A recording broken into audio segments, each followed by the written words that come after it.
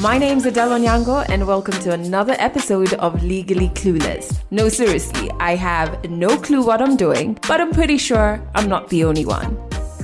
Hey you, welcome to episode 233 of Legally Clueless. Thank you so much for rocking with this podcast. I'm so happy to have you here. If you're an OG member, I appreciate your presence. If this is your first time ever listening to this podcast, you are more than welcome to the family.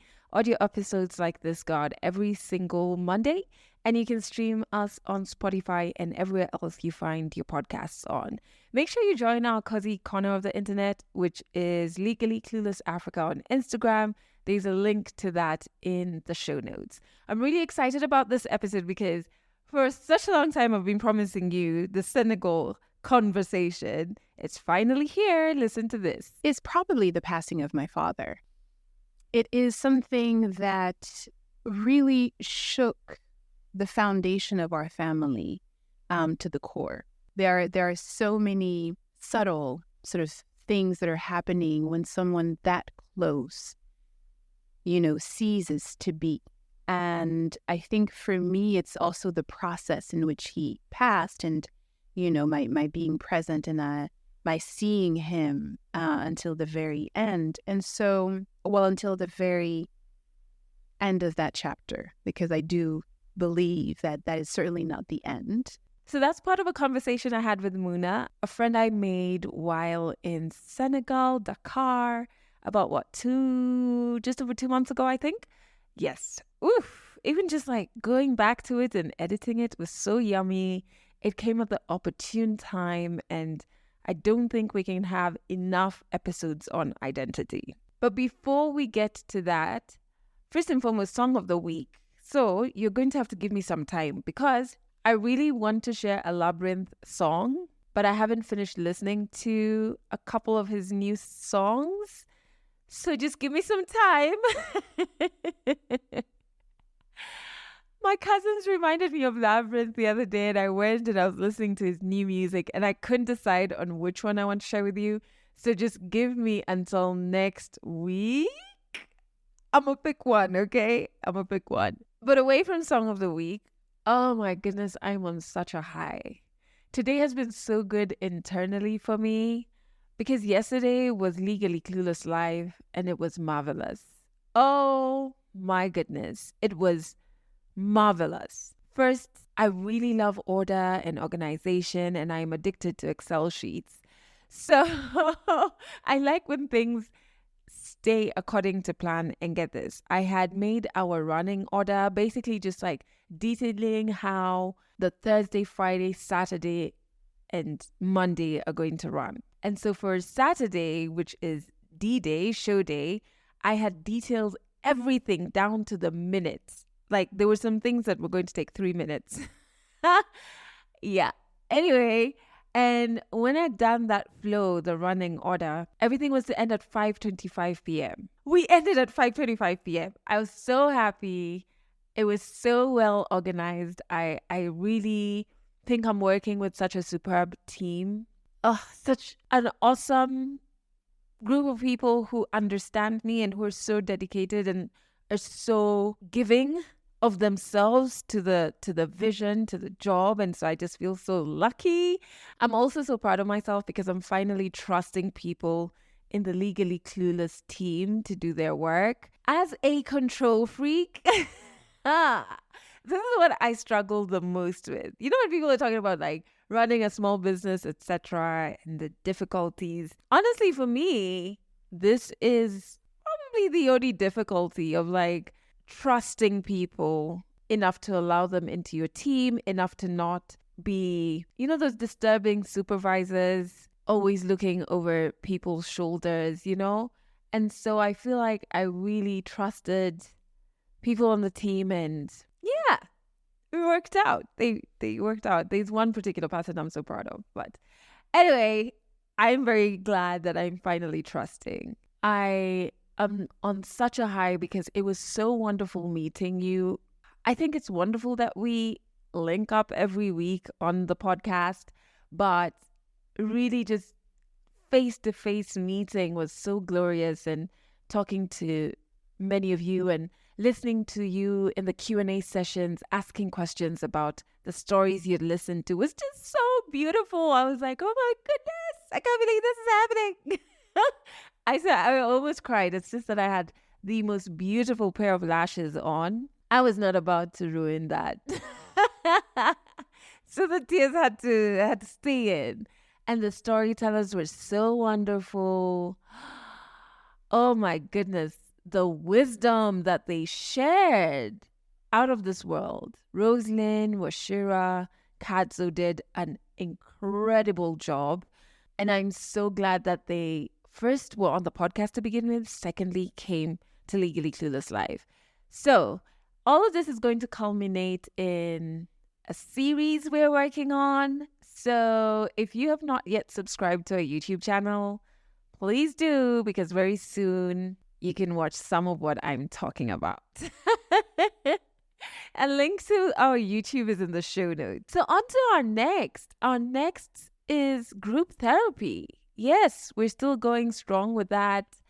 We've had over 100 of you go through our group therapy sessions this year, so it's wonderful. I'm so happy that my therapist, Faith, allowed me to rope her into being our therapist. And so our next group therapy is on the 16th of September. It's quickly coming up. And Faith, mine and our therapist, she's going to be taking us through something that quite a few of us have been waiting for. And we've been working our way to this specific topic, which is grief. The grief specifically that comes from the death of a loved one. We've been working our way to this topic, and we're finally here in terms of group therapy. So in case you don't know, I lost my mom 11 years ago, and I talk about her a lot on this podcast. And of late, I've been showing how only now do I feel like I am acknowledging her death, which for a while was so wild to me because I was just like, what the heck have I been doing for a decade? You know? For a while, I was really shitting on myself about that. But you don't know what you don't know. You kind of have to handle yourself with grace, especially when it comes to grief, because it's such a hectic journey. Over a decade later, and now is when I feel like I'm coming up for air. I feel like I'm now living my own life and building my own legacy and not trying to lose myself in her legacy. And even though I'm coming up for air and I feel so refreshed, I'm still battling with a lot of grief-related stuff. Like, I'm scared of losing the people I love. Like, really scared. I'm really scared of that. It's a fear that I really have, like, in my back pocket or in my bag, going along with me everywhere, every minute of every day. Part of me also fears that some of the ancestral rituals I do are maybe because a little part of me is still in denial that she's gone. So I have that in the back of my mind. I'm still navigating, forgiving myself for decisions I made because I was trying to avoid the emptiness that came with losing my mom. For example, and there are many decisions I made because of that, but for example, I got into, I want to say maybe like 2 to 3 relationships that in hindsight, I had no business being in. But dude, the loneliness that comes with the death of a loved one or someone close to you is just out of this world. It's so hard to confront, and I'm so proud of us for confronting it. And even if you haven't yet, if you come for group therapy, I'm proud of you because that's step 1 of confronting it, isn't it? Grief shook me. Grief really shook me. I feel like I lost myself for years. And to survive that loneliness and the trauma that came with losing my mom, I adopted a personality to survive. And I played that personality or character so well, even I thought that that person was me. Therapy really brought me back home to myself, but it meant losing a lot of things, a lot of ideas or dreams and people that were attached to that personality I had adopted to survive. So like grief can be way distractive. It is a lot. So if someone close to you or that you love passed away, and it doesn't matter, there's no shame. It doesn't matter how long ago or recent it was, and you're trying to navigate grief, this is a session for you. It's finally here. Very many of you had asked for this. So it's on the 16th of September at 9:30 a.m. at Kanga Studio. Tickets are 1,500 bob, and you can get them on Hustle Sasa or on our website, which is legallycluelessafrica.com. And I've put a link in the show notes as well. Because it's therapy and not a concert, we have very limited number of tickets, so you need to grab yours now. As a policy, we just don't sell tickets at the door. So yeah, 16th September, we're really gonna go there, and I hope to see you there, especially if you're trying to navigate grief. Something really wonderful I've seen happen with our group therapy sessions this year is the friendships that are birthed amongst people who have attended them. And I think, like for grief, it's normally so refreshing to hear somebody else describe emotions that you didn't have words for.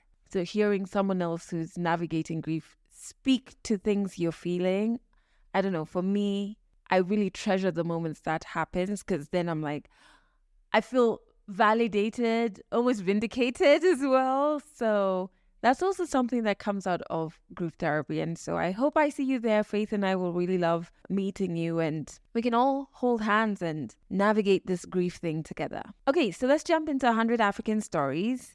So 2 or so months ago, I was in Senegal shooting a TV show.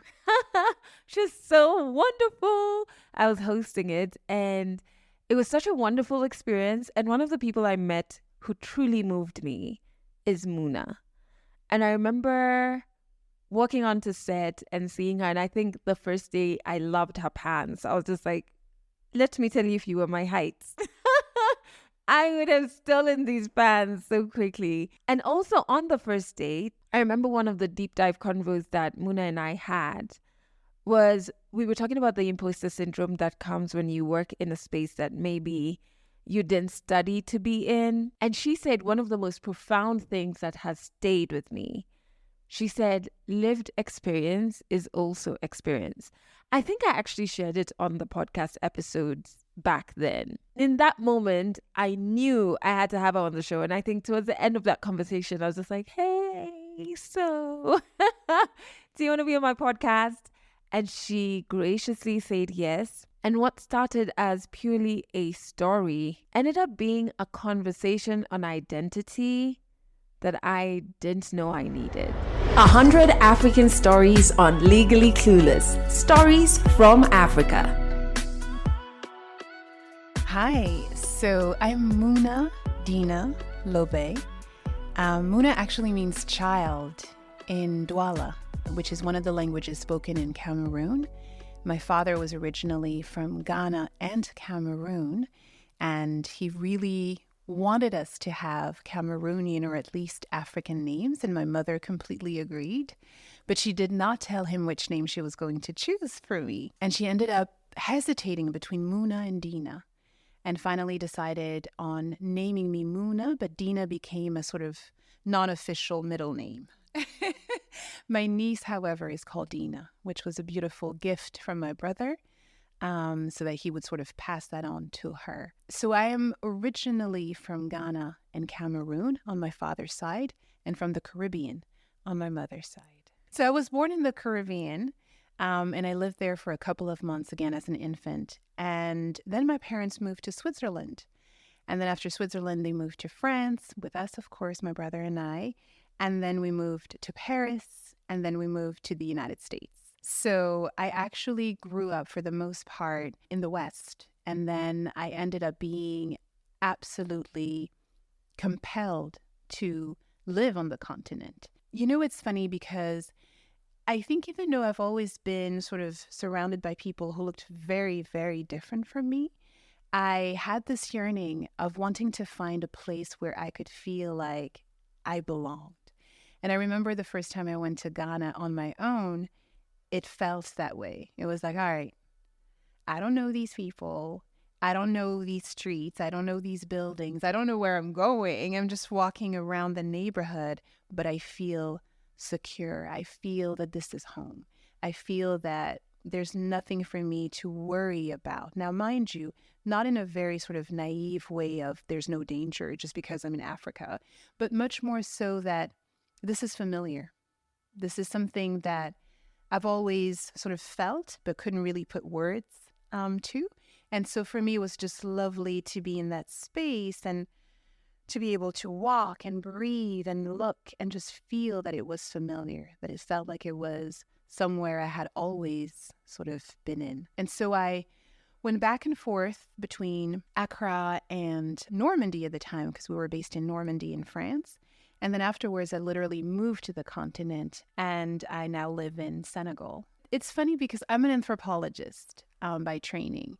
So the idea of going to Ghana was also sort of sparked by the fact that I wanted to do research in Ghana specifically. So it wasn't just, oh, let me go back home and meet my relatives or whatever the case might be, but it was also very much, I'm also heading to a place that I want to explore and investigate. And so there was a lot of yearning on my part and a lot of excitement. I don't think I had any fear. I think I was convinced that I was going to learn, that I was going to see something, that something was going to be revealed to me. And I couldn't necessarily determine whether it was going to be good or bad. So for me, it was just a lot of excitement, a lot of, it is time. And, my friends would laugh about this, but I was missing the melanin. I was like, I am seeing all of these white people every single day. I need to see Black people. I need to feel it. And it's not a question. I mean, oftentimes we hear the expression, I want to be surrounded by people who look like me. And for me, it's not a thing, because I think we all look very different. But I think it was just, I just need more Black people around me. I am tired of these people who look nothing like me, who don't really understand and can't even really qualify who I am. I need to be surrounded by people that I don't have anything to explain to, except when they get to know me as an individual and get to know my personality or my educational background or my profession or whatever the case might be. But in terms of looking at me, it's not like this foreign species. So for me, I was really yearning that. I was missing it. And I can't really explain where that longing came from. I don't really know. I think I've always been fascinated by Black people, like really just by the physicality of Blackness. I was 23. So it was almost 20 years ago. So I get there, and I think for me, the first thing was just the air, the moisture in the air. It's like I get off the plane and I feel this like density, and I'm like, woof, what is this? It's not the heat. It's just it's just very dense, and there's moisture, and it's tropical, and it's warm, and I'm like, what is this? And then I can hear words, I can hear voices, and I'm like, oh, this is interesting. And again, it feels comfortable. It doesn't feel, I remember, because I actually landed at night. It was late. Obviously, I didn't have like a SIM card or anything, because we did have SIM cards back then. I'm just specifying. So I had my phone, and I was like, I can't call anybody yet. Like, is the person who's supposed to pick me up going to be there? But because I don't know, again, seeing all of these Black people around me, I didn't feel scared. I didn't feel, oh my gosh, what's going to happen? It's late. What if the person never picks me up? What if I don't find the place where I'm supposed to go? I don't know anybody here. What am I going to do? I was actually quite calm, which is surprising, but I was really quite calm. Everything sort of fell through. And I think the first sort of moment I realized I was on the continent was the next day. So I was just like walking around, could hear the birds, and I was just walking, and I could just again, I didn't really know where I was going. Like I was literally just trying to find my way around and probably being very touristy. I was just literally like and saying hi to people, and they must have been like, okay. But it just, again, it just felt very comfortable. It was very much like, oh wow. And I think perhaps because it was Ghana, but what I have realized, having traveled to Francophone West Africa and to Anglophone countries in West and East Africa, I find English-speaking Africans a whole lot more comfortable with themselves, right? Like they're a lot more open, they're a lot more vocal. It's, people will say hi to you, they can engage in a conversation without necessarily wanting something from you, or just because they're there, you're humans and you're just communicating. And that is true across the board. At least that's been my experience. And so I would just stop by, and I remember this one particular, I think he was a military. I don't really know if he were a captain or a sergeant or whatever, but he was definitely from the military. And he was like, do you know where you're going? And I was like, well, I'm trying to get back to my hotel. And he was like, well, what's the name? And I was like, whatever. And he was like, all right, let me take you. Let's just walk together. Wow. And I was like, all right. And, as we were walking, we were just chatting, and he wasn't even trying to be personal or even trying to flirt. He was really like, so, this area is called this, and, these people are here, and this is what you can find there. And he was just being extremely nice. And once we got to my hotel, he was like, well, have a great day. And he left, and that was it. And that whole moment just felt like, oh, it's easy. Like, and literally they were like, all right, I'll take you there. Not that very first time, but the second time I went to Accra, I had met this really great friend. I mean, he became a friend. He was a university student at the time. And I would do a lot of my research at the University of Legon. And so we would go together. And so the second time I went to Accra, he invited me over to stay at his house with his parents and his two brothers. Gorgeous family. And the funny thing was just the way I was able to sort of become a part of the family. Everybody was very much attentive. I was very much also a part of the family in terms of the chores and what needed to happen, but they were also very much like, you're one of us. They would take me to different places. They would speak to me. They would wash my clothes. Guys would do it. It wasn't a thing where they were like, ugh, we're not touching this. They were like, all right, what do you need to be washed? And I was like, no, I'll do it. And they were like, you're home. This is what we do. And for me, what that also meant is that all the stories that my dad told us as we were growing up about his childhood and his upbringing on the continent, all of that became real. So for me, this return was more a sort of reconciling the stories I had heard with the reality of the space. Now, mind you, again, I've also had very negative experiences on the continent, but I don't feel that these experiences were connected to the fact that I was on the continent. They could have happened anywhere. Yeah. And I just like, okay, so we're weaving through, I feel, your identity, almost like the making of Muna. And so as we go through like identity in terms of where you're from, and trying to piece together home, there's also, I find, a huge misconception between who I am and what I do. Is there even a difference for you between who you are as you're piecing this together in Accra and what you've studied and what you do? Oh, it's a fascinating question. It's deep. Well, as you were asking the question and as I was listening to you, I think I am my parents' daughter. And what that means for me is that I really am the combination of who they are and what they did and what they've left us as legacy. My father was a film director, a film producer. He was also a painter. So he was very much artistic, and he was absolutely passionate about the arts in all their, in all its form. And my mom is a university professor. She's a linguist. And she's also someone who's always loved traveling and exploring and discovering new cultures. And so, although my parents have not done a great job at taking us where they actually are from, they were able to instill in us, and at least in me, a desire to find out more. And so my living in the Caribbean, my living on the continent, was first and foremost a way for me to understand what that meant, where I'm actually from, and how this has also shaped perhaps some of the decisions I've made. In terms of my profession, anthropology, and I always say it, anthropology is a way for me to see the world. It's a way for me, like it's a tool.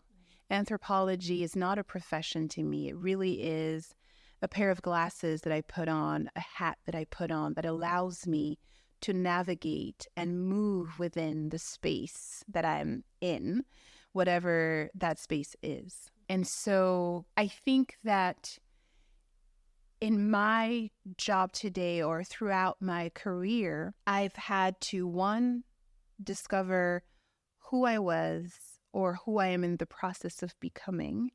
And in doing that, I've resorted to various tools.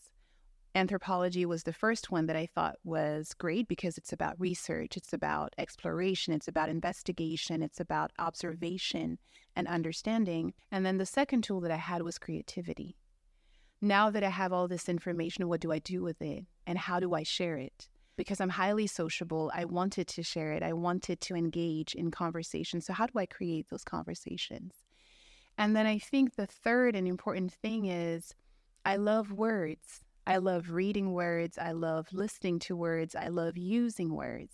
Now, I wish I could use words that are a lot more native. So I wish I could speak Douala or that I could speak Creole a whole lot more than I currently do. But but I still use language in order to, again, convey a message or create a story or ensure that I'm sharing the story with the rest of the world. And so I really feel, and I was telling my mom this the other day, I was like, I've become both of you. Like, I'm not an artist and I'm not a professor, but what I do requires artistry and teaching and, learning. And so I really think that I'm my parents' daughter. I think I was fortunate, again, to come from a family that values intelligence, or at least intelligence may not be the word, that values education as currency, that values experience as currency. And so, of course, my parents were living well, and I don't think I had a very difficult childhood, to say the least. And to some extent, I was very privileged, and I still speak from a very sort of privileged place and space. But I also have an understanding of what, again, comfort and luxury are, and that doesn't necessarily equate lots of money or financial wealth. As a matter of fact, I often say that I'm a very simple person, and I really believe that. I'm not necessarily interested in acquiring a lot of, capital, a lot of money. I'm really interested in gaining experience. And so because I wasn't born with the fact that I was lacking anything, and I wasn't born with a silver spoon in my mouth or in my hands. So when I was really trying to find my way as a professional, when I was really trying to create my own company, or even in working for companies, money was never the first thing that I had on my mind. It's never going to be the first thing on my mind. The first thing on my mind is to be able to do what I do and to have that space and freedom. And I think that's hard enough. Like it's actually very difficult, again, as a woman who is extremely free, to be able to work to begin with and to work the way that she wants. And for me, that's the focus, to be able to see my ideas and my opinions and my beliefs, sort of represented in the space, in the professional spaces that I enter. So that is the goal. Now, obviously, with time, you gain experience, you gain expertise, and I think that should be duly compensated, obviously. But for me, it's that part of it. It's not who you are, but it's really the fact that you've been doing this for a long time. And so that's when perhaps it's maybe now that I'm at a place where I'm like, the two should match. Like, I should be able to earn because I'm actually bringing a lot in. And I really believe that. I believe that all of those experiences that have shaped me and that have shaped my work allow me to comfortably say that I can bring a lot. Whatever the project is, whether it's something that I initiate or something that I actually co-create or something that I support. So we're still like threading together identity, and I feel like a big place identity shows up and is so important in a manner of self-awareness is in relationships with people who we love. This could be intimate or not, right? And is there a moment a relationship with someone you love changed a lot or a little, such that it had a huge impact in your life and in your identity? I don't think a romantic relationship has ever changed the sort of path or the course of action or the direction of my life. Sorry for all the exes. I got over you. I was so done. No, I mean, obviously, I've been shaken before, but I think that something that has obviously very much affected me, but not even professionally, but just affected me in ways that I had not necessarily completely, and that I have not completely anticipated, is probably the passing of my father. It is something that really shook the foundation of our family to the core. And I think in more ways than one, and in many ways that we can't even describe. There are so many subtle sort of things that are happening when someone that close, ceases to be. And I think for me, it's also the process in which he passed and, my being present and my seeing him until the very end. And so, until the very end of that chapter, because I do believe that is certainly not the end. And I actually really mean that. But I think for me, in terms of how it's shaped or how it's affected, perhaps even my vision or my idea of where I would want to be or how I want to lead my life, or I think it made me realize how much I wanted to be able to provide a certain form of legacy for my child, or what I want her to remember of me. I think my father was instrumental in my femininity, for instance. I think he was instrumental in my feminism. I think he was instrumental in giving voice to my power and my freedom. I think I am the woman that I am thanks to my father. Although I have a very powerful and intelligent and, an astounding mother, I do believe that my father really shaped the woman that I am. He really did. And I think he also gave me the love. He makes me think, or he makes me believe that men can love that way.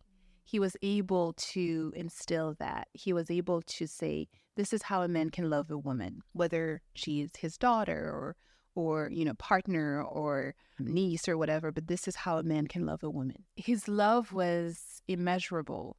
And that's how I want to remember him. That's also how I want to be remembered. I want to be remembered as somebody who loved. Definitely, I'm not the easiest person in the world. I mean, I have very strong opinions. I have a very strong character. I do think that I have some softness, but I am tiny, but I'm very present. But I think ultimately people who know me well and who have known me well for a long amount of time know that my intentions are really rooted in love. And that love sometimes can be burdensome, but it is still love. It can be a lot, but it is love. And I think this is what has affected me. And I think it's beautiful. I think it's a very sort of positive sort of direction. I really don't see his passing as something sad. I see it as a gift. Yeah, it's interesting that you say that. And I truly believe the universe brings different people together at the right time, because I lost my mom 11 years ago. And this year, so from year 10 into 11, is the only time that I started to see benefits from grief. And I started to see gifts that I could not have received through any other lesson. And I'm like, okay, I'm starting to get it. It's taken me a decade, but I'm here now, and not living in like a fear of who's the next person who's going to go. And what are some of the things you feel that you learned through grief or are learning through grief, because I feel like it's ongoing, that maybe now in hindsight you can be like, I wouldn't have learned this in another way? I think especially when it comes to our parents, and if, we've had the opportunity, I can't say whether it's luck or not, but I think in my case, I grew up with both of my parents, right? And they were a very solid unit, a complex one, which is what I'm also coming to learn. I'm coming to learn that again, I'm aging, and as I'm seeing them as individuals and not just as parents, obviously their relationship was extremely complex. It was definitely, again, rooted in love, rooted in respect, rooted in admiration. But 43 years is a long time. And people change, people evolve. It is not easy to stay together for that long. But what I have learned through my father's passing is also the compromises that both made to make it work as partners in order to be present for their children. I think that that's a lesson that I don't think I would have learned, because we would really see them as a unit that was obviously well-oiled, that worked very well.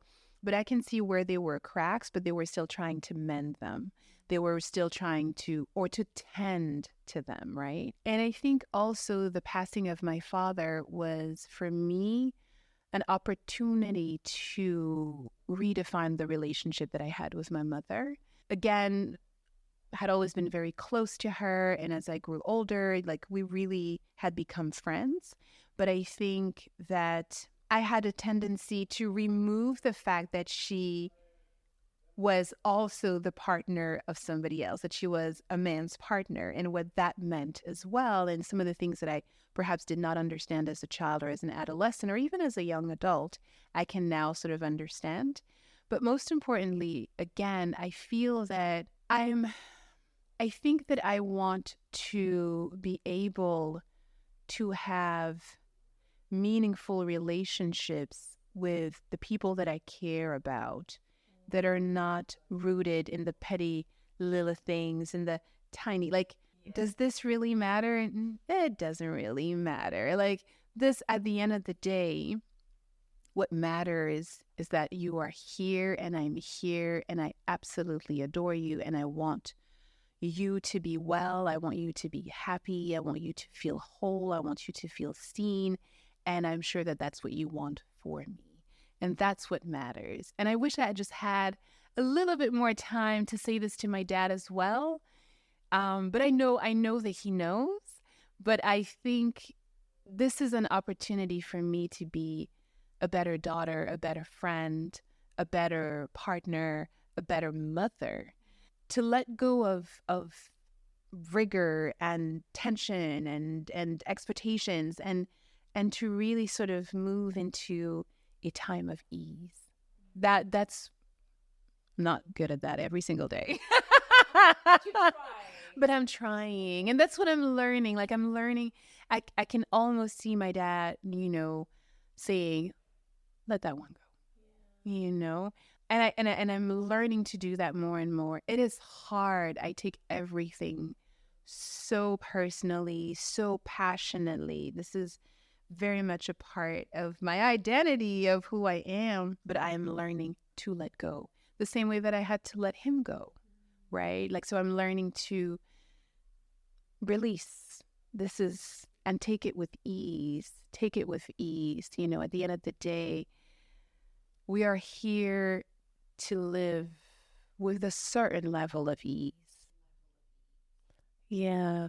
I always say, even with grief and death, it shouldn't spark a rush to live life because, if anything, it should spark like a deepness where in that moment you're going in deep. You're not trying to gather as many moments while you can. And I love that you say it's not the end, it's the end of like the physical that we understand. Do you feel the presence of your dad? Do you have experiences like that, and have you settled into them? Am I crazy? Yeah. Well, strangely enough, and again, I think that we grew up in a home that really sort of believed in those things. So my father would tell us about his dreams, and he had very vivid, symbolic dreams. And he was a man who deeply believed, I think, in most of our ancestral sort of practices, and who was very connected to his inner spirit, and he would share that with us. But strangely enough, and I've said it because my daughter asked. She was like, I speak to Grandpa every day. And, you know, I always tell him good night. I tell him how my day was. And I have told her that she absolutely could, right? That she could speak to him, that she should always speak to him, and that she needs to know that he is there. And mind you, she's only known him until she was 3 or 4. So like she hasn't known him for a very long time, right? But it was important, I think, for her to also express it, and it was important for me to reinforce it. But strangely enough, and I've told her that, I haven't felt my dad yet. And I think I know why. I think I know why I haven't felt it in that way. Because I think that his spirit is in my actions. So as of now, I don't think he has felt the need to manifest, because he's seeing it through my actions, through my decision-making process, through the decisions I actually made. And also because I think he wants me to be the strong one. As I said, I mean, as, you know, for many people, I believe it is the case. There's definitely a falling apart when somebody's so important. I mean, one of the pillars of our family vanishes. It really, like, everything falls apart. And we have been experiencing that falling apart. And I think that my father wanted me to be the one who stood. And I was actually angry at that for a long time. I was like, but I also want to fall apart. I also want to cry out every single night, but I can't. And I've realized that I couldn't because, again, I am my parents' daughter. My role is to continue. And so I have come to terms with that, and I feel that that's the reason why he hasn't yet whispered in my ear. But because he is seeing, or at least that's what I'm believing, I choose to believe this. He is definitely present through my actions, through my reactions to things. We had a very sort of similar personality. We were very similar in the ways in which we engaged with the world. And so I see him in that, you know, producing a show, working again on the creative direction of a number of productions. That was his job. That was his passion. That's what he gave his life for. And so to be able to now do this is like coming full circle. And so I think that's how he's manifested for me at this time.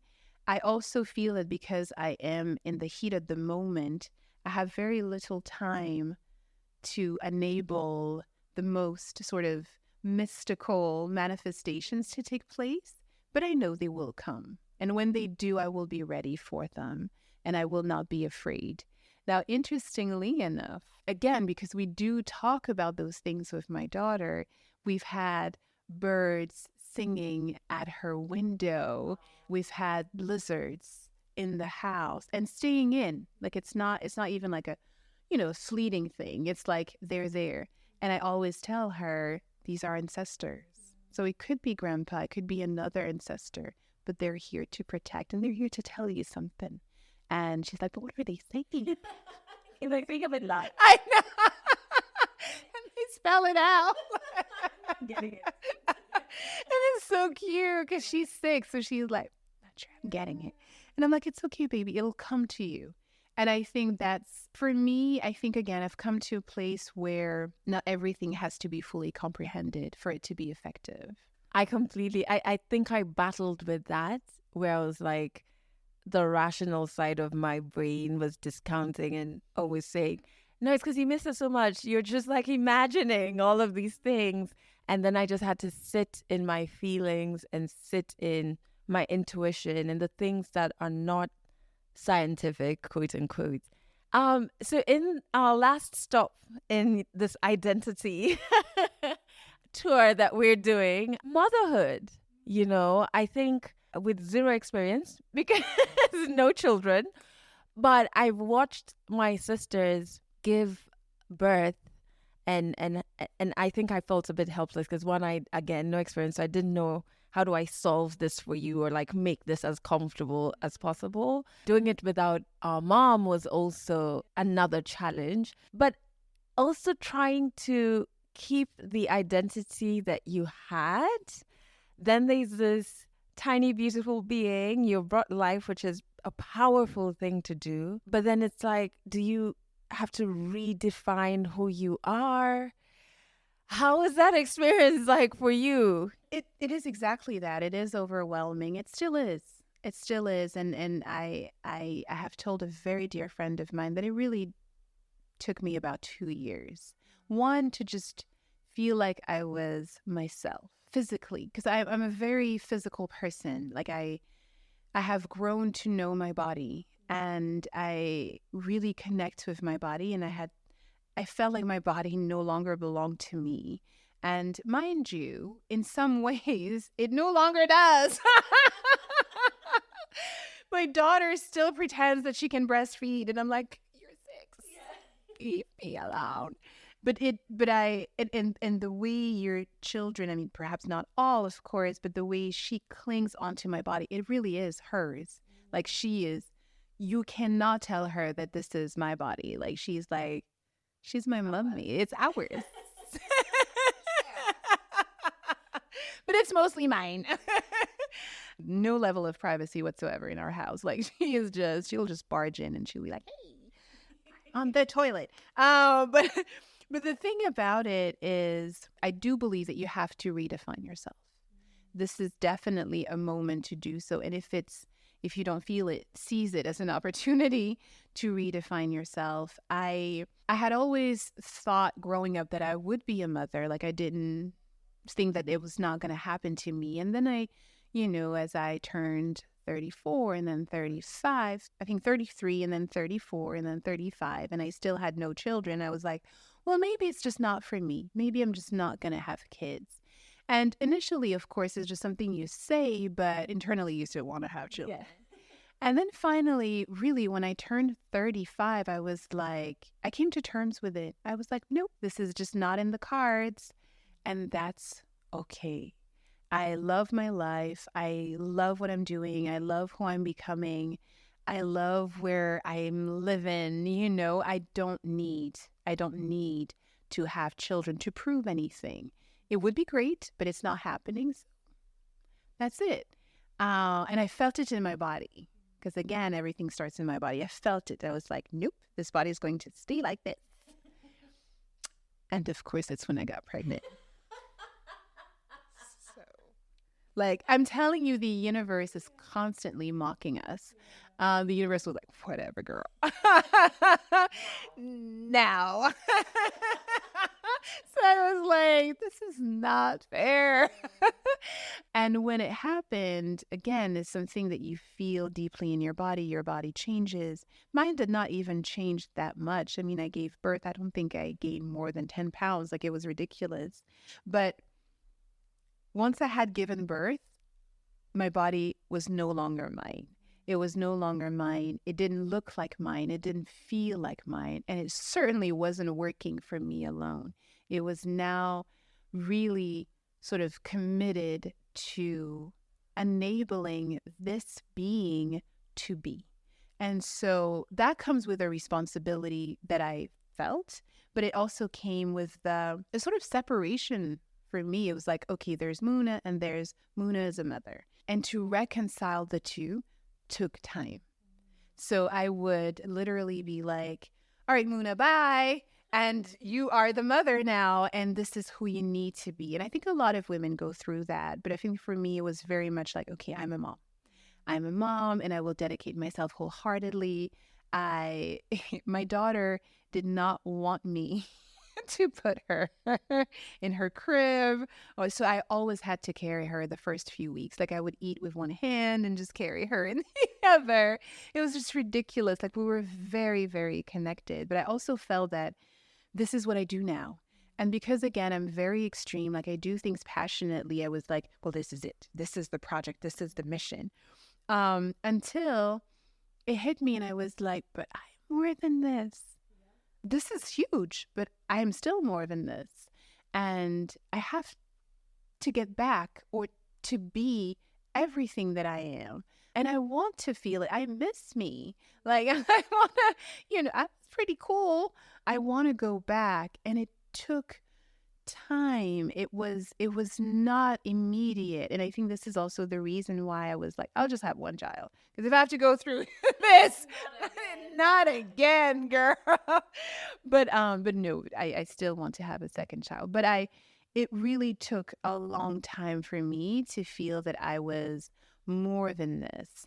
And so how do I then incorporate this new aspect of me in the identity that I had built and that I had grown to love for so many years? And I think it really started with my thinking about, again, what I was going to share with her. What aspects of my life, of my personality, what do I want to give to this child? What are some, because for me, these are assets, right? And so it's like, all right, I want her to have all of these assets. And she can do whatever she wants with them. She doesn't need to keep all of them, but these are gifts. So all of these aspects of my personality, I want to share with her. So if I'm only the mother, what about all the other things that I am, right? So I think it was just also going back to work, going back to doing what I love and ensuring that I would share that with her, even when she was a baby. I would take her to conferences and, and I'd be like, you listen, this is very important. I really like what she's saying right now. And she would just be like, and I would be talking to her. I remember I never baby talked to my daughter. Like, I would literally sit her down when she was able to sit and be like, all right, baby, this is what we're going to do today. I'm going to take you here and we're going to talk about this. What do you think about this that I'm going to wear? And I was reading this book and like, I would really, and I would have conversations with my baby and she would be like nodding or smiling. Or crying. But I was like, you are going to be my partner and I am going to guide you through this life. Yes, you came from me and, we are forever connected, but I am here to guide you and accompany you and support you. But you are your own individual and so am I. We are two individuals. And that's the important thing for me. And this is how I see parenting and this is how I see motherhood. I see it as the merging of two entities, not as the dissolution of your identity as a person. And so it's a bonus. And this is why people who don't have children, they just don't have the bonus. That's okay. And that's perfectly fine. They're so completely whole and they're completely valid in everything that they do.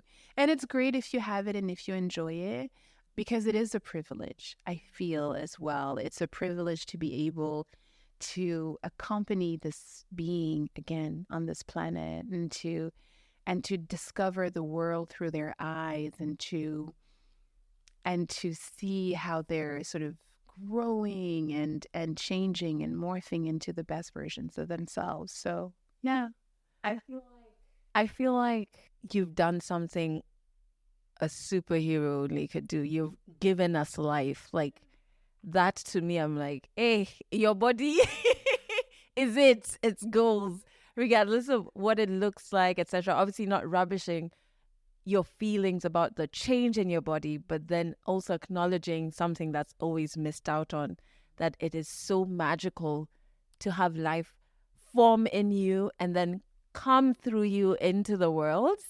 I'm like, it's just bananas. I always stare at my niece like, what? What's going on? And so in closing, I think I would love to ask, in just the context of identity, if someone's listening and they're trying to piece together their identity, or they have it, but because of the environment they live in, they feel like they have to reduce who they are because of that. What are some words that take you through that season, or those moments where, for one reason or another, your identity gets threatened, or you feel like you have to reduce in certain spaces? I don't think it happens a lot, and I don't want to say this in any way, shape, or form to say that I don't doubt myself, or that I don't have insecurities, or that I don't sometimes feel uncomfortable in certain spaces. But I think I have been very fortunate in my life to have always had the support, and I think the appreciation for who I am, irrespective of what I do or what I look like, but just for, again, existing. And I'm again very grateful to my parents, but also just to my close circle, my girlfriends, past and my current partner, just the people who've always very much valued my presence, even in being very critical, but also just valued my importance. And so I rarely am in a position where I question that. But I do feel that questioning your environment is important in order to establish, because if you feel that you have to sort of lower your voice, reduce who you are so that you can be palatable, or just, you can make other people feel comfortable, means that the environment in which you're, sort of currently evolving is not the right one. It shouldn't be the case. It should not be the case at all. I think that you have to come to a space being fully you, whatever that means. And it can be that you're being reserved or calm or, sort of observant, is how you show up in the world, and that's how you navigate it. And that's completely fine. You don't have to be loud, to exist. You can be, but you don't have to be. But I think when you are consciously try to, dim yourself, then that's a problem. When you're like, ugh, I think I'm going to appear as a lot. Why would you? And so question the environment much more so than question yourself. You are who you are. Accepting yourself is already a long process.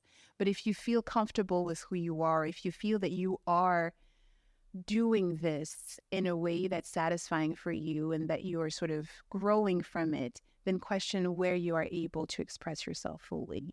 And it shouldn't be a case where the spaces that you are being present in are spaces that are actually, causing insecurity. And by spaces and environments, you have to question your friendships, you have to question your partnerships, you have to question your working environment, or your work space, because those are really moments for you. Those interactions are moments for you to determine who you are and to validate it. Now, that doesn't mean you can't change, but it means that, again, you have to bring your whole self to whatever it is that, wherever it is that you want to be, it has to be you. And, ultimately what I'll say is that you will be facing yourself. And do you feel comfort in what you're seeing? Are you satisfied with what you're seeing? Are you proud of what you're seeing? Even in my moments of, even when I am wrong, even when I'm being stubborn, I can still look at myself in the mirror and say, but this is me. This is not the best side of me, but it's me. And this is why I need to adapt, but not fundamentally change. And in the moments of greatness or success or achievement, I can also look at myself and say, but this is me. I'm not an imposter. This is me too, right? And so I think the mirror test for me is the best one.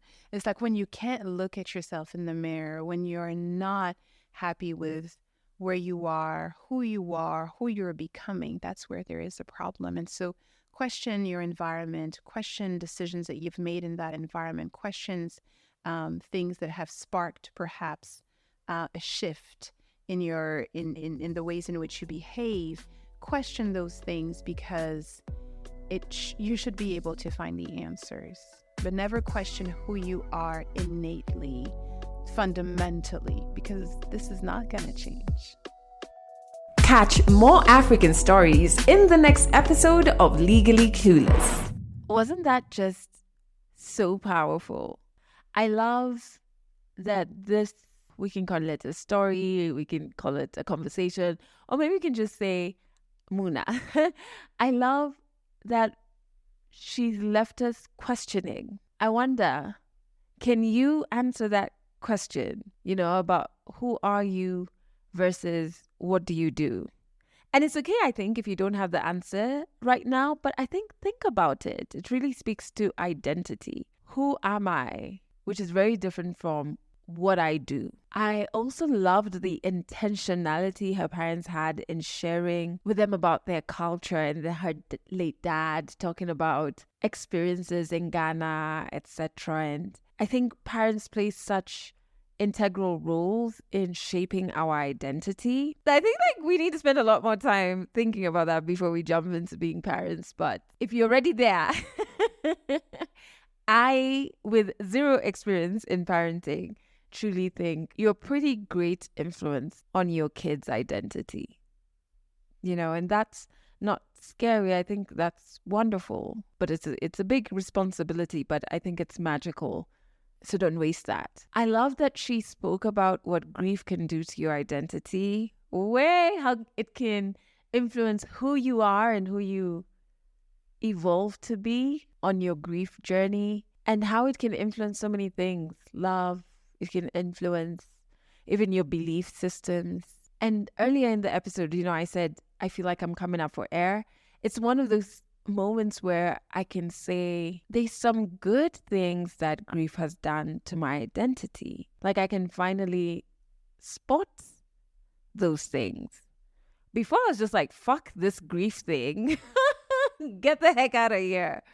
But now, I still say that, but I can still be like, I like how this part of me has expanded. So I'm so happy that Muna was on the podcast and she spoke to things that might come up in our next group therapy session, which will be on the 16th of September. Faith, our therapist, she's now not just mine, she's yours and mine. She'll be helping us navigate the topic of grief after the death of someone you love. So grab your tickets now on Hustle Sasa or on our website. I've put a link in the show notes. Tickets are 1,500 bob. We have a limited number of tickets because it's group therapy. So grab them ASAP. If you want to share your story on this podcast, all you have to do is fill out our storyteller form. A link to that is in the show notes and we will get back to you. You can fill out the form wherever you are in the world. You're African. We want to hear your story. And if you are in Kenya, you can catch us right here on Trace FM every Monday and Wednesday at 1 p.m. and 11 p.m. and every Friday at 1 p.m. I feel like I'm forgetting to tell you something. I wonder, what could that be? I have no idea. I'm going to just end this episode here because I can't shake off the feeling that I'm forgetting to tell you something. But there's always next week, isn't it? That's it for this episode of Legally Clueless. You can share this podcast with your friends. You can keep it for yourself. I'm not judging. Just make sure you're here next week for the next episode.